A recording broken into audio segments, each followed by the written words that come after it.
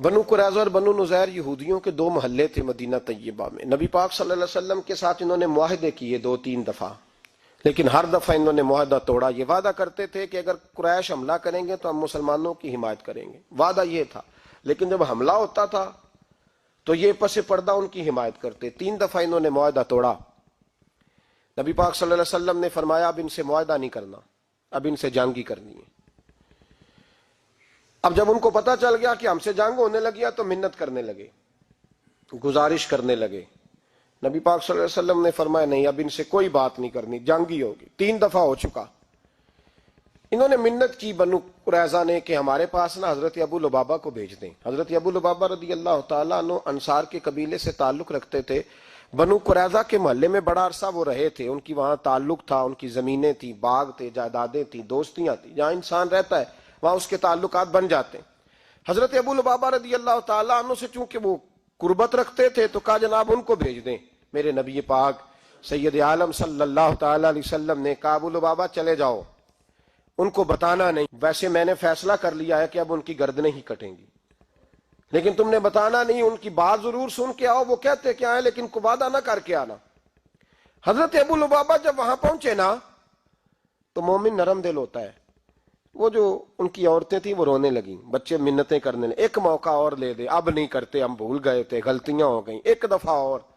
جب بڑی منت کی تو حضرت ابو لبابہ نا اشارے سے کہنے لگے اب کچھ نہیں ہو سکتا، اب تو تمہارے گلے کٹیں گے. کہتے ہیں جب میں نے یہ لفظ کہے تو وہیں مجھے خیال آیا کہ میں نے تو اپنے نبی سے خیانت کر دی، میں نے تو محبوب پاک سے خیانت کی. حضور نے تو کہا تھا بتانا نہیں. فرماتے ہیں میں روتا ہوا نکلا، سیدھا مسجد نبوی میں آیا. حضرت ابو لبابہ نے مسجد نبوی کے ایک ستون کے ساتھ اپنے آپ کو باندھ لیا. آج بھی وہ ستون مسجد نبوی میں موجود ہے اور اس پہ لکھا ہوا ہے یہ توبہ کا ستون ہے، آج بھی موجود ہے. حضرت ابو لبابہ نے وہاں اپنے آپ کو باندھا. 7 دن بیت گئے. نماز کا وقت آتا تو ان کی بیوی آ کے کھول دیتی، قضائے حاجت کے لیے کھول دیتی، نماز کے لیے کھول دیتی. 7 دنوں سے بندے ہیں، کانوں سے سننا کم ہو گیا، آنکھوں سے نظر آنا کم ہو گیا، سماعت اور بصارت میں مسئلہ بن گیا. حضرت ابو بکر صدیق کہتے ہیں نبی پاک صلی اللہ علیہ وسلم نماز پڑھانے آتے، انہیں بدا ہوا دیکھتے چپ کر کے گزر جاتے. ایک دن میں نے عرض کی حضور ابو لبابہ کی حالت دیکھی نہیں جاتی، دعائی کر دیں. علامہ اسماعیل حقی کے لفظ ہیں بھائی، ساری تفسیروں میں موجود ہے. نبی پاک صلی اللہ علیہ وسلم نے فرمایا وہ ڈائریکٹ رب کریم کی بارگاہ میں گیا ہے، اب اللہ ہی اس کی توبہ قبول فرمائے گا. اگر میرے پاس آتا میں اس کے لیے استغفار کرتا تو رب اسے جلدی معاف فرما دیتا. یا ایھا الذین آمنوا اتقوا اللہ وابتغوا الیہ الوسیلہ. اور بخاری شریف میں حدیث موجود ہے، رسول کائنات سرور دو عالم صلی اللہ علیہ وسلم کے پاس ایک شخص آیا، اس نے آ کر کے عرض کی حضور میں غلطی کر بیٹھا ہوں، گناہ ہو گیا، عصر کی نماز کا وقت تھا حضور میں بھول گیا تھا. نبی پاک نے اس کی بات پہ توجہ نہیں فرمائی اور پھر اس نے عرض کی کھڑے ہو کہ یا رسول اللہ مجھ سے غلطی ہو گئی، پاک کر دے. حضور نے توجہ ہی نہیں کی. 3 دفعہ پھر کہا تو نبی پاک نے پھر توجہ نہیں کی. فرمایا بلال اٹھو اقامت پڑھو.